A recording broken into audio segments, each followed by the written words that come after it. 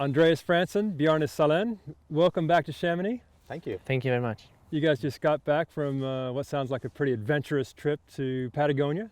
So what'd you find out down there? How does it compare to everywhere else in the world? Well, the mountains are pretty wild in Patagonia. So when you get to the glacier and build a base camp from there, instead of just doing like normal easy ski touring like you normally do, it's a big glaciated wall of seracs. And then you have to try to get your way through there. And the other places we've been through before, it's been totally different because you can just do normal ski touring. 3 hours and then you're there. But now it could take 8-9 hours just to get to the start of the actual climbing to the ski ramp. The thing is that when you get there, then you don't have any information. So the first time we went, we walked for 12 hours in, and we thought, okay, we can't do this. This is just too dangerous. But we couldn't see that on the maps or on the photos at all before. So we just did a full day of walking in and like, no, we can't do this. So sleep one night in the tent and then in the early morning just walk back. We were there for 1 month.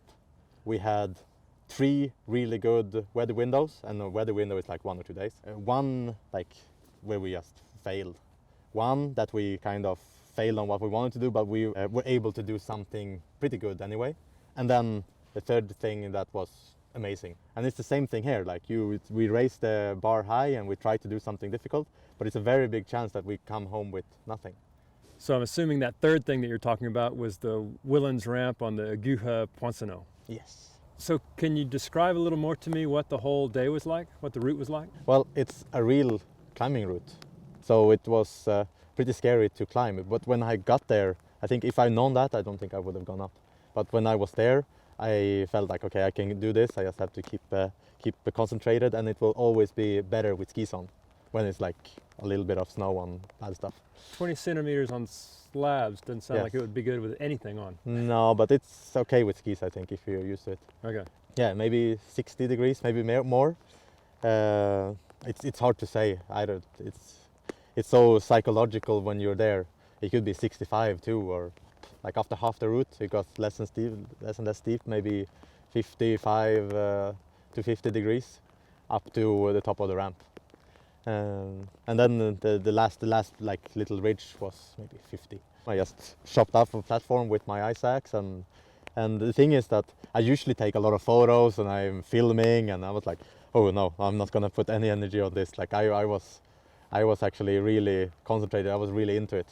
So it was a really intense experience, and I really had to meet myself the whole time when I was there. And then I clipped into my skis, and I didn't want to wait too much. I just told Bjarne that, okay, I'm going, film me now. And then I was just skiing as much as I could. Just skied the whole first part, and then I had to sidestep a little bit, and then I skied down again, about down to where I said it was just a little bit of snow on rock.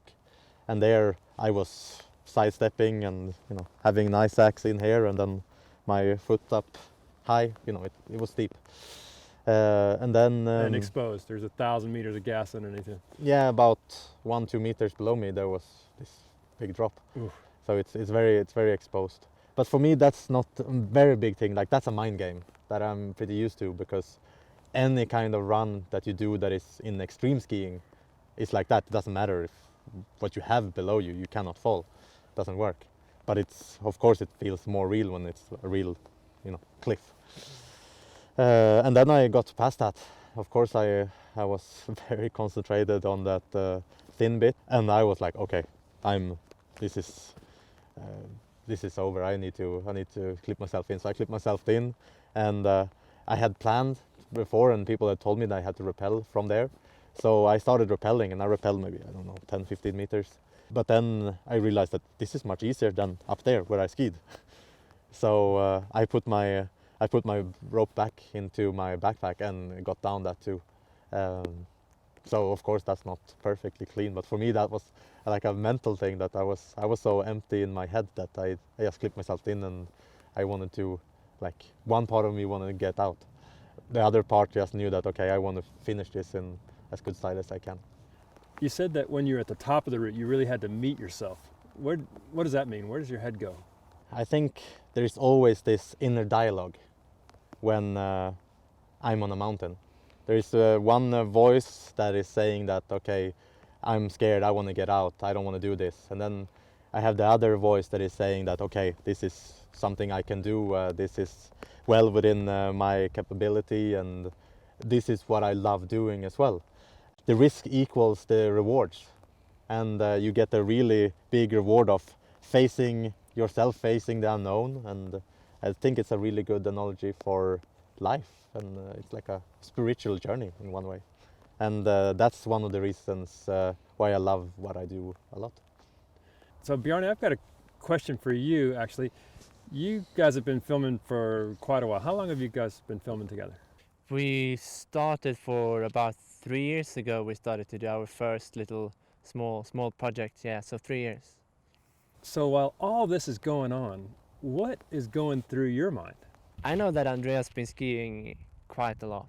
So if he's on his skis, I know that it's gonna be a lot for him to fall, you know. I know he's very comfortable on his skis.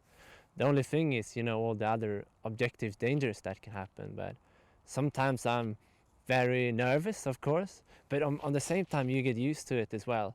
I know for a few years ago when you were skiing something, I was like, oh shit, I can't see him, oh shit, I call the heli rescue, oh what's happening now? But sometimes it takes so long time. If something happens, he needs to rappel down sometimes maybe, or and you get used to it. And most of the times I can see him. I also have my radio, but for example in Patagonia it's okay, if something happens here and now, there is not a heli you can call for rescue. It's out in the middle of nowhere. So I'm very happy when Andreas gets down from his runs. It's nice to see him and give him a hug when he's very tired in his mind when he's down. So you guys have a new film coming out called Tempting Fear that you worked together with Mike Douglas on.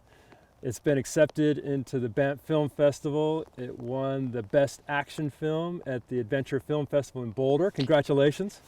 Thank you. Tell me more about that. It's a very deep movie about thoughts about the mountains and things that's been happening for Andreas the last year. And it's different. It's more about the story than heli skiing on powder fields. You know, we've seen that for many years, and it's about in Andreas' mind pretty much. We won this festival in Boulder because they're the best action film, so it's Andreas and Tom Cruise, you know. So I'm gonna get him here and we're gonna do some action stuff. Yeah. So yeah, it's a interesting movie, I think, and I found it maybe a bit dark, but it's been dark times in the mountains as well. And because that's a period right after Andreas had his really bad accident. I was in the hospital for a long time, and it took a long time to come back. And I also, which was even worse, I had some of my best friends dying, which was much harder for me as well, psychologically, and it put me into just seeing the mountains in a darker way, I think, for this period. So, but it's still like one chapter of my life, and it's beautiful like that. Well guys, thanks so much for coming out and joining me, sitting in Thank the you. rain on a beautiful autumn day here in Chamonix. Thank you. Best of luck in the future. Thank you. thank you The very same. much.